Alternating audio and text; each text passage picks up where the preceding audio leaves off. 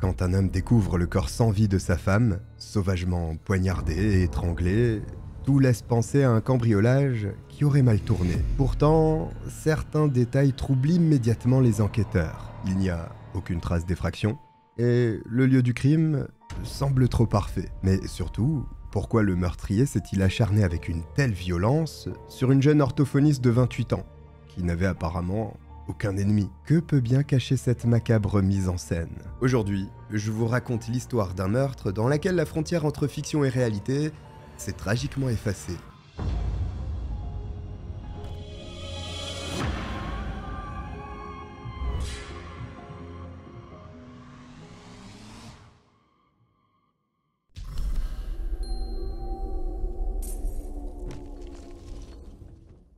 Bonjour à tous, je suis le Cogiteur, bienvenue pour cette nouvelle affaire criminelle. Alors, le cas d'aujourd'hui est assez fou, vous allez voir, mais juste avant, n'hésitez pas à vous abonner pour ne pas manquer les autres vidéos qui arrivent, parce qu'il y en a des sacrés à venir. On commence. Le 10 janvier 2003, aux environs de 20h30, un dénommé Brian Trimble rentre chez lui à East Pennsboro Township, en Pennsylvanie, après être sorti dîner avec un ami à Lancaster. L'homme de 27 ans va maintenant retrouver sa femme, Randy, qui l'attend au chaud dans leur maison. Mais en se garant dans l'allée, il remarque un détail curieux. Tout est éteint à l'intérieur.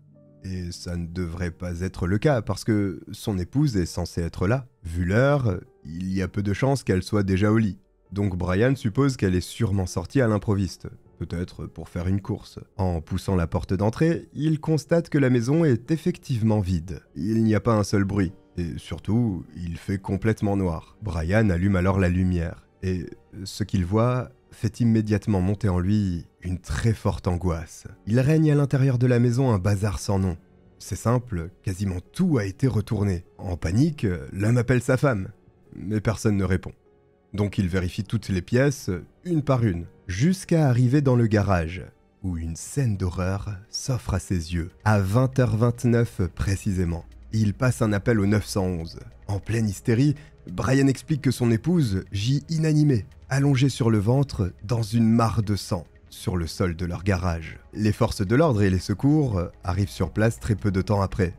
Mais ils ne peuvent que constater le décès de Randy, qui s'en est allée à seulement 28 ans. Elle a subi une attaque d'une rare violence. En plus d'avoir été poignardée à de multiples reprises, elle a également été étranglée avec le cordon d'alimentation d'une guirlande de Noël, toujours enroulée autour de son cou. Suite à cette macabre découverte, la charmante maison du couple est à présent une scène de crime, dont le mobile semble être un cambriolage qui a mal tourné. Le désordre ambiant indique que quelqu'un a probablement fouillé frénétiquement les lieux, à la recherche d'objets de valeur. Une bague ornée d'un diamant, des bijoux en or et de l'argent liquide ont d'ailleurs disparu. Les armoires sont renversées, les matelas sont retournés, les tiroirs ont tous été vidés de leur contenu qui a été éparpillé au sol, et des bibelots sont cassés. Il y a fort à parier que Randy était probablement à l'extérieur quand le voleur a fait intrusion dans le logement, et que, quand elle est rentrée, il était toujours là. Lorsqu'ils sont pris la main dans le sac, les cambrioleurs ont généralement deux types de réactions. Ils prennent la fuite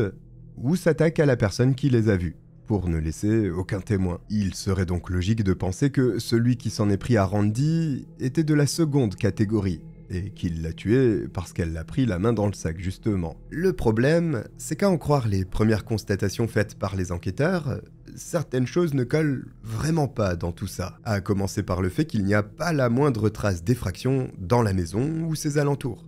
Aucune serrure n'a été forcée et aucune vitre n'a été brisée. Ceci dit, quand Brian est arrivé, la porte d'entrée ainsi qu'une fenêtre étaient déverrouillées. Une chose qui signifie que le voleur a pu s'introduire librement dans le logement en présence de Randy. Or, les cambrioleurs évitent généralement les maisons occupées. Et même surpris, rares sont ceux qui tueraient avec une telle brutalité juste pour quelques bijoux et un peu d'argent. Non, le fait qu'il n'y ait pas eu d'entrée par effraction veut plutôt dire que Randy connaissait probablement son meurtrier et qu'elle lui a peut-être ouvert. Une hypothèse rendue très crédible par la violence dont la personne en question a fait preuve, parce qu'elle s'est littéralement acharnée sur sa victime. L'autopsie du corps de Randy révèle qu'elle a été poignardée pas moins de 27 fois. Selon le médecin légiste, l'arme du crime est un couteau d'une quinzaine de centimètres, que le tueur a visiblement emporté avec lui. Un acte sordide qui semble témoigner d'une rancune personnelle, et non d'un meurtre commis par un inconnu opportuniste qui voulait réduire un témoin gênant au silence. Il est probable que Randy ait été visité par le tueur, un individu qui a ensuite essayé de maquiller le crime pour faire croire à un cambriolage qui aurait dégénéré. Parce que c'est bien de ça qu'il s'agit.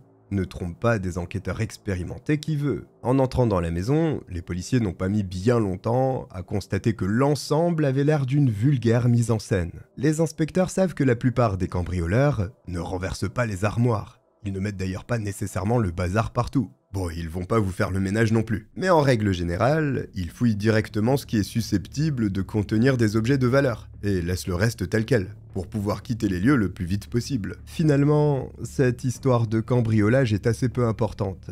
Ce qui compte, c'est que le meurtrier de Randy est toujours là, quelque part. Et vu le déchaînement de violence dont il est capable, il est urgent de remonter sa piste. Pendant que les techniciens s'affairent à chercher des indices dans la maison, les enquêteurs interrogent Brian, qui est dans tous ses états. En sachant que dans beaucoup de cas similaires, le conjoint est impliqué, au départ, les policiers se demandent forcément s'il ne leur a pas menti sur son emploi du temps. Mais ils obtiennent rapidement la preuve qu'il leur a dit vrai.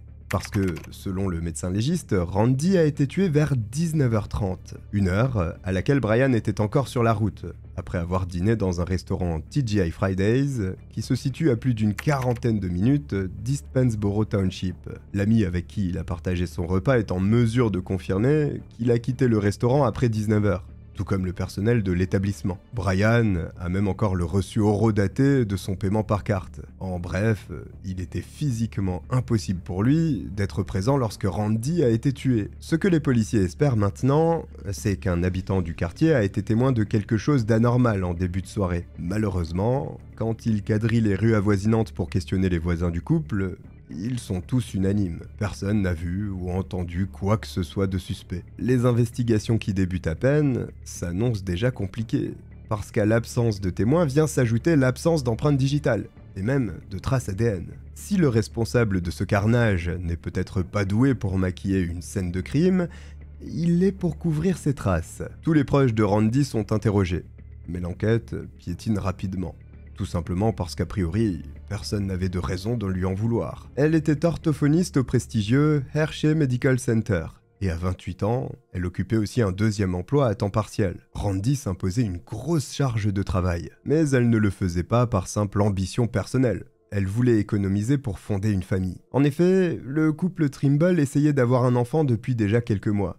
Mais ça n'était pas tout. Randy voulait également constituer un fonds d'épargne pour Brian, qui a commencé à développer des symptômes de sclérose en plaques à l'âge de 24 ans. Cette maladie auto-immune chronique affecte le système nerveux central et provoque des lésions qui peuvent entraîner une variété de symptômes, notamment des problèmes de mobilité, de fatigue, des troubles visuels, des engourdissements ou des picotements, et des difficultés cognitives. Bon, c'est un truc vraiment chiant quoi. Plusieurs traitements existent pour ralentir la progression de la maladie et gérer les symptômes, mais elle reste incurable. Quand l'annonce a été faite à Brian, Randy n'était pas encore marié avec lui. Pourtant, elle ne l'a pas abandonné. Elle lui a dit oui, sans hésiter, en sachant qu'il allait probablement finir sur un fauteuil roulant. En interrogeant l'entourage de la défunte, les enquêteurs découvrent qu'elle était aimée et respectée de tous, et surtout de son époux, avec qui elle filait le parfait amour. Randy a rencontré Brian quand elle suivait encore des cours à l'université. Elle voulait travailler auprès de personnes âgées, mais c'est finalement au sein de la garderie du New Cumberland Army Depot qu'elle a décroché son premier emploi d'étudiant. C'est durant ce processus d'embauche qu'elle a rencontré Brian, qui lui aussi a obtenu un poste dans la structure. Ils sont donc devenus collègues et leur histoire a rapidement démarré. Randy a ensuite entamé sa carrière d'orthophoniste, quand son petit ami a, de son côté, trouvé un poste de technicien informatique chez Capital Blue Cross Insurance, une compagnie d'assurance locale. 5 ans après leur rencontre, le 9 septembre 2000, ils se sont mariés, et Brian s'est installé chez Randy, qui était propriétaire de sa maison depuis ses 25 ans. Et il faut dire qu'elle a été élevée par une mère célibataire, qui a fait beaucoup de sacrifices pour que sa fille ne manque jamais de rien. Randy l'admirait beaucoup pour ça, jusqu'à en faire un modèle à suivre. Travailleuse, acharnée, l'orthophoniste voyait ses longues journées comme un investissement pour l'avenir de son mari. et plus généralement de leur couple. Mais ça n'était pas sans conséquences. Plusieurs de ses collègues témoignent du fait qu'au cours des derniers mois avant sa mort, elle paraissait plus fatiguée et moins souriante que d'habitude. Sans jamais se plaindre ouvertement, Randy avait également laissé entendre que les choses n'étaient pas toujours faciles à la maison. Les jeunes mariés n'avaient apparemment pas du tout la même façon de réagir quand il s'agissait de la maladie de Brian. Randy était très organisée. Elle mettait un maximum d'argent de côté et s'inquiétait beaucoup pour son époux, parfois au point de le couver. Brian, de son côté, était complètement insouciant. Il avait tendance à vouloir profiter, en mettant la tête dans le sable concernant sa sclérose en plaques, et les conséquences qu'elle aurait plus tard. Résultat des courses, il se sentait très oppressé par Randy, et leurs différences provoquaient régulièrement des disputes entre eux. Les finances étaient elles aussi devenues un sujet problématique, parce que Brian gagnait moins d'argent que sa femme, qui tenait fermement les cordons de la bourse conjugale. Le couple avait même commencé une thérapie en 2002 pour essayer de résoudre leurs soucis. Après avoir appris tout ça, les enquêteurs s'interrogent. Parce que si la victime semble au-dessus de tout soupçon, est-ce réellement le cas de son mari ?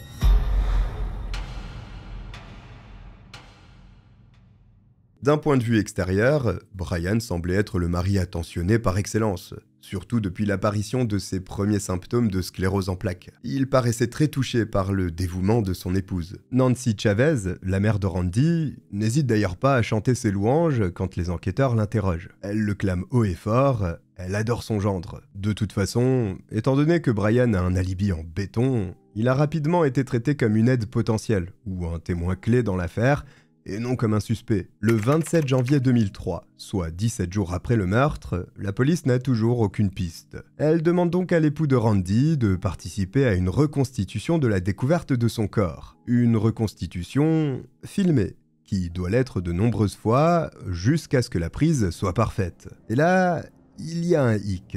Parce qu'à plusieurs reprises, Brian se contredit sur d'importants détails. Juste après la découverte du corps de Randy, il avait affirmé ne pas l'avoir touché quand il l'a trouvé. Une déclaration corroborée par l'absence totale de traces de sang sur ses vêtements, comme sur ses mains. Seulement, une fois filmée, il dit l'avoir prise dans ses bras pour vérifier si elle respirait encore. Les incohérences présentes dans les divers récits de Brian poussent les enquêteurs à s'interroger. Des soupçons qui deviennent d'autant plus prononcés au fil des semaines, puis des mois qui passent, parce que son comportement se fait de plus en plus erratique. Il déménage à Elizabethtown pour se rapprocher de sa famille, et commence à rater des jours de travail sans justification valable. Bon, après, pour rater le travail, il n'y a pas besoin de justification. La flemme, ça suffit. Mais bon, dans son cas, voici des actes qui peuvent passer pour les conséquences du deuil que Brian traverse des suites de la mort brutale de Randy. En revanche, il a aussi coupé tout contact avec sa belle famille au passage, y compris avec Nancy,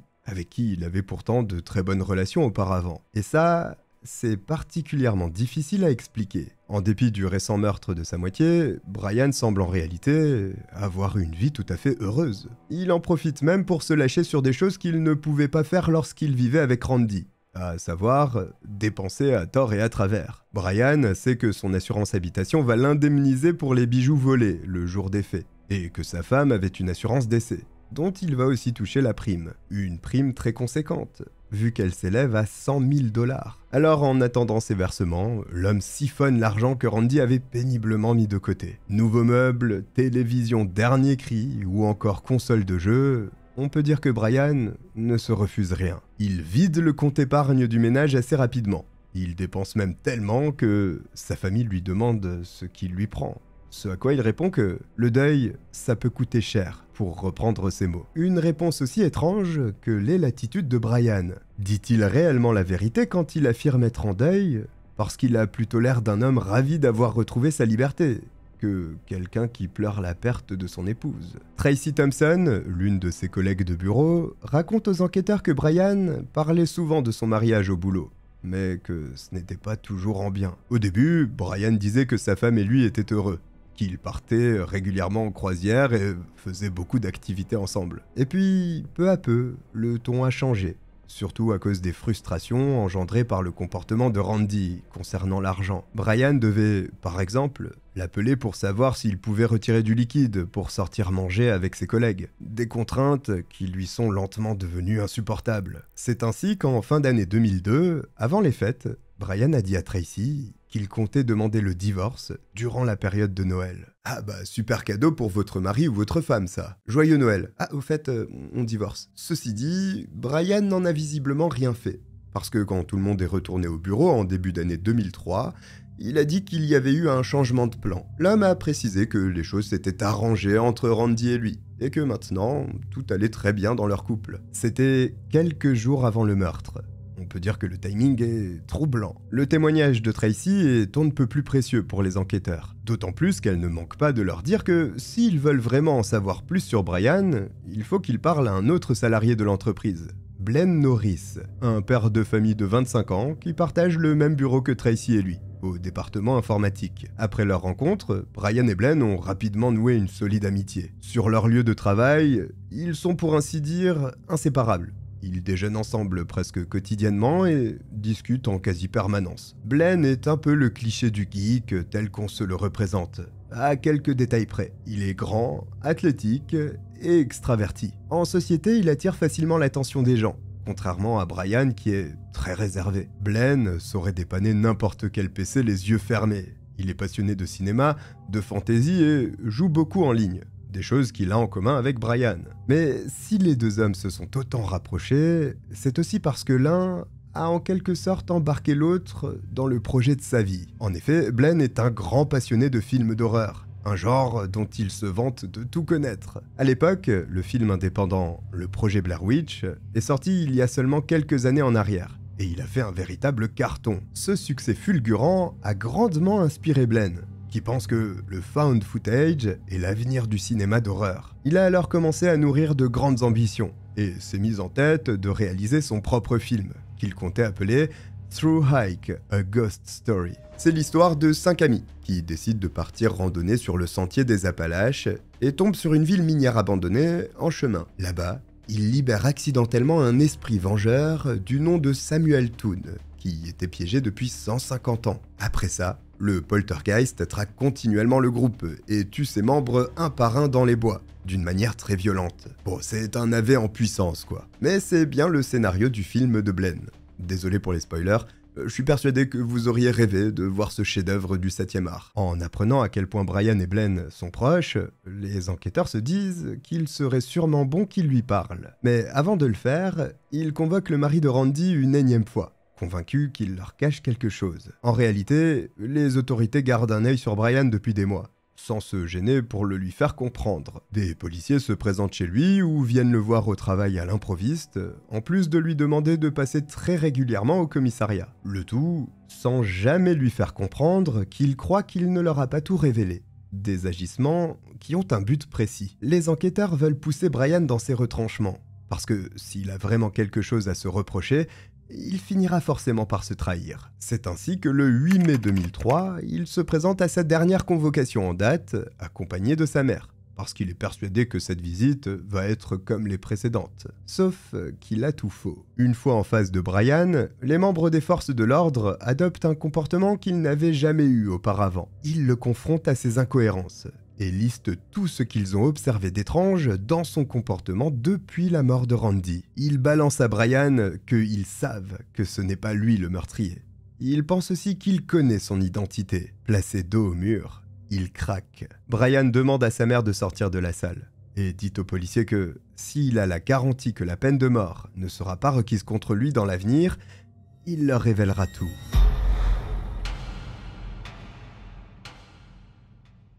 Brian commence par dire qu'à ses yeux, le film d'horreur de Blaine était très important. Il s'est beaucoup investi dans le projet, a aidé à l'écriture du scénario et il était même question qu'il soit caméraman sur le tournage. Pour résumer, Blaine l'avait complètement embarqué dans son délire. Mais voilà, réaliser un film, même un film indépendant à petit budget, ce n'est pas donné. Blaine avait estimé le coût total du projet à plus d'une dizaine de milliers de dollars. Une somme importante pour lui. Au début, il partait bien, parce qu'un investisseur était prêt à financer entièrement son projet. Il a donc engagé des acteurs, une équipe de tournage et acheté tout le matériel nécessaire, mais ça ne s'est finalement pas passé comme prévu. Quand son investisseur a vu les quelques photos publicitaires que Brian avait prises des acteurs, l'amateurisme apparent des clichés l'a vraiment refroidi. Blaine a refusé de virer son meilleur ami, donc sa bonne fée a retiré son offre. Le réalisateur du film s'est retrouvé sans financement, alors que l'équipe était sur le point de partir en tournage. Suite à cette énorme déconvenue,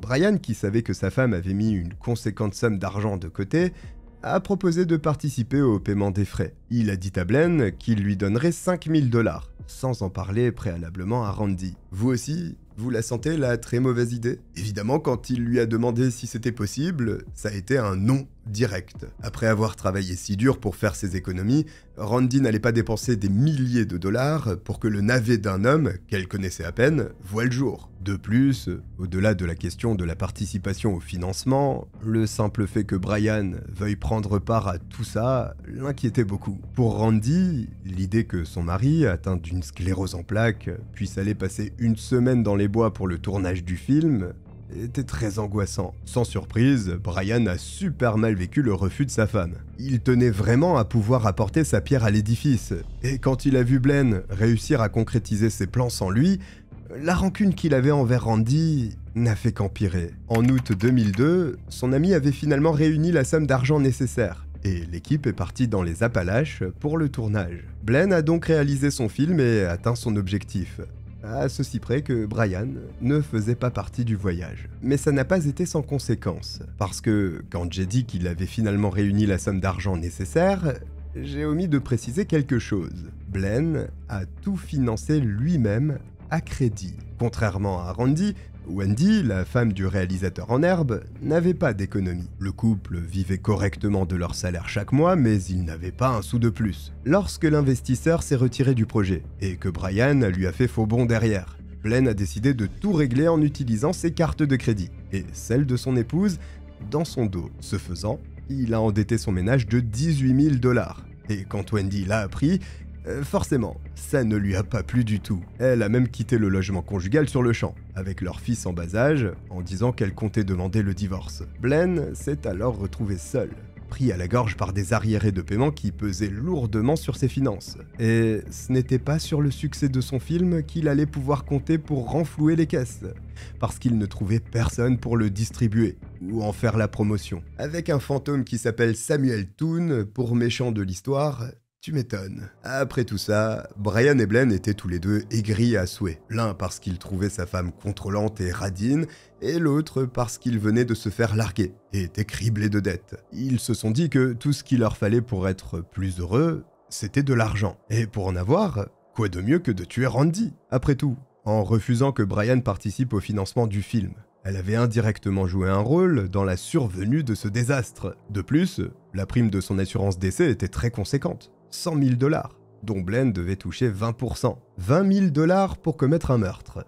Juste ce qu'il lui fallait pour rembourser ses dettes, et même un petit peu plus. Une fois décidé, Brian et Blaine ont passé des mois à comploter pour tout planifier correctement, en s'inspirant parfois de scénarios de films qu'ils avaient vus. D'où l'histoire du meurtre maladroitement maquillé en cambriolage. Tracy a d'ailleurs dit qu'elle les voyait régulièrement faire des messes basses au boulot, dans les semaines précédant les faits. En fouillant l'ordinateur de Brian, les enquêteurs découvrent que les deux amis s'étaient bien préparés. 8 jours avant le meurtre de Randy, son mari avait envoyé à Blaine un lien vers un guide accessible sur un site glauque. Dedans, il est expliqué comment un amateur doit s'y prendre pour devenir un tueur à gages, étape par étape. Incroyable, mais vrai. Et Blaine a visiblement étudié ce guide du meurtre rémunéré pour les nuls avec application. Parce qu'après l'avoir consulté à leur tour, les enquêteurs ont décelé beaucoup de similitudes entre ce qui était écrit dedans et ce qu'ils ont observé sur la scène de crime. Le 10 janvier 2003, dans l'après-midi, les deux amis se sont retrouvés chez Brian et Randy,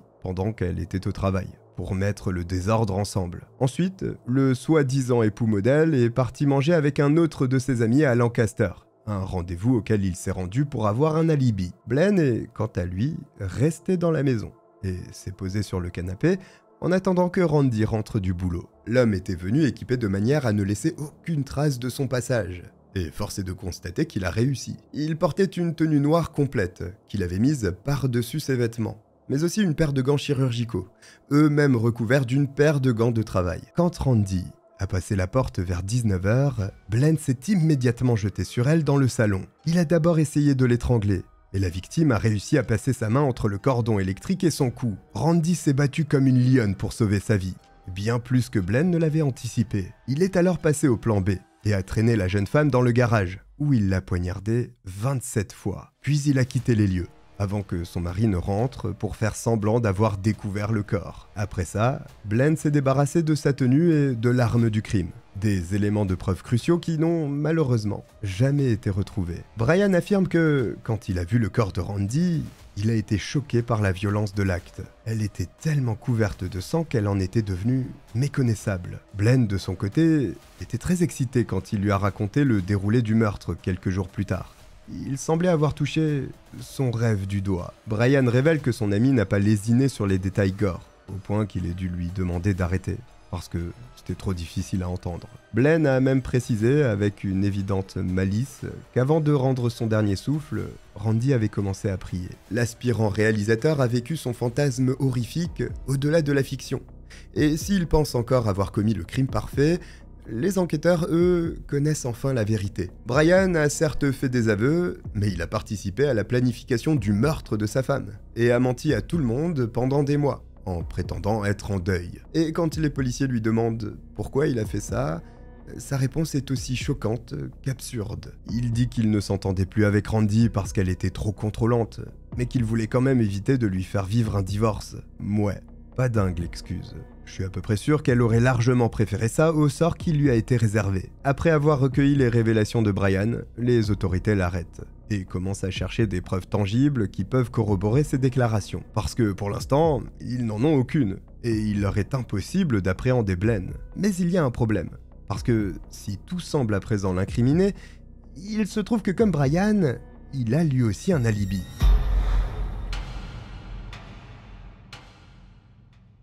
Interrogés par les policiers, les deux amis de Blaine affirment que le soir des faits, ils sont passés devant son appartement, situé à Harrisburg, et l'y ont vu, entre 19h15 et 19h30.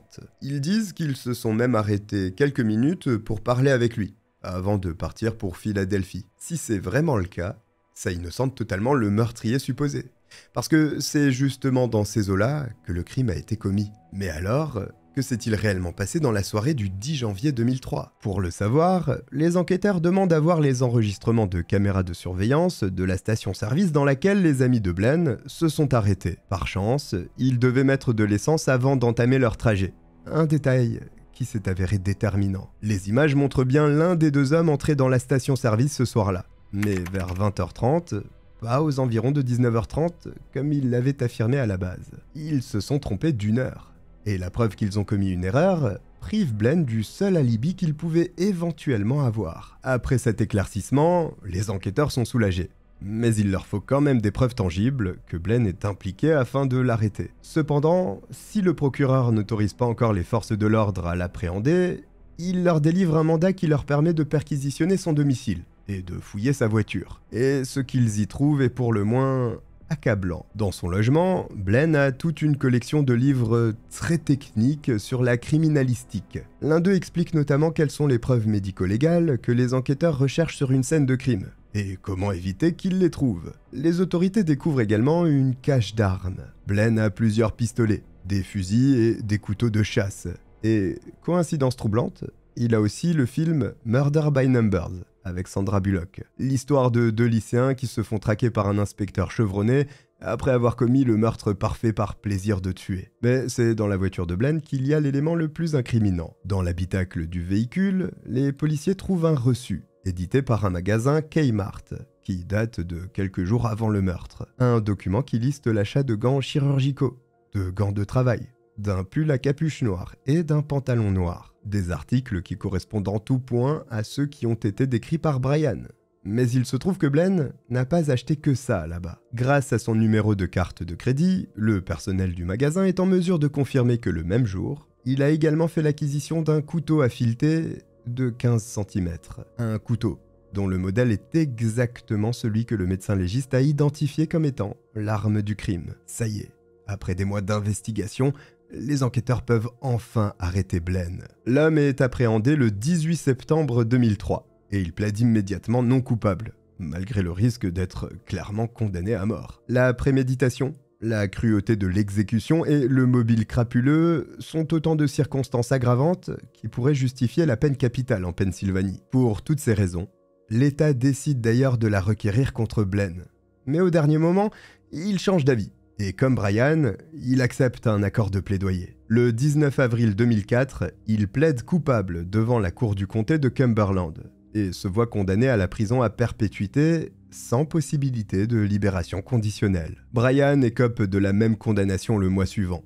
L'un comme l'autre ont exprimé des remords, mais les enquêteurs pensent que du côté de Blaine, c'est du flan. Pour eux, il avait même tout d'un tueur en série en devenir. Le meurtrier avait une fascination morbide pour la violence, qui a fini par brouiller la frontière entre fiction et réalité dans son esprit. Le cas de Brian et Blaine illustre une froide réalité du système criminel américain. Ces deux individus sans antécédents judiciaires, issus de milieux ordinaires, ont planifié un acte d'une cruauté extrême, juste pour l'argent. Brian voulait se débarrasser de Randy pour retrouver sa liberté et empocher les 100 000 $ de son assurance décès. Et Blaine a accepté de la tuer pour 20 000 $. Des sommes qui paraissent dérisoires comparées à ce que représente une vie humaine et à la perspective de passer le reste de leur existence derrière les barreaux. Malgré tout ce que Randy a fait pour Brian, la dévotion qu'elle lui a montrée et les projets qu'ils avaient ensemble, il n'a pas hésité à commanditer froidement son meurtre. Nancy, la mère de Randy, a révélé qu'avoir appris l'implication de son beau-fils avait provoqué l'un des plus gros chocs de sa vie, après l'annonce du décès de sa fille. En 2011, pour rendre hommage à Randy, elle a créé la fondation Randy's House of Angels, qui vient en aide aux personnes victimes de violences domestiques. Voici pour cette affaire complètement délirante à tous les niveaux. Si vous êtes arrivé jusqu'au bout, écrivez film en commentaire. Si vous avez oublié de vous abonner, n'hésitez pas à le faire, ça m'aide énormément, et à liker la vidéo aussi. Je vous remercie de m'avoir regardé, je vous dis à très vite. Bye.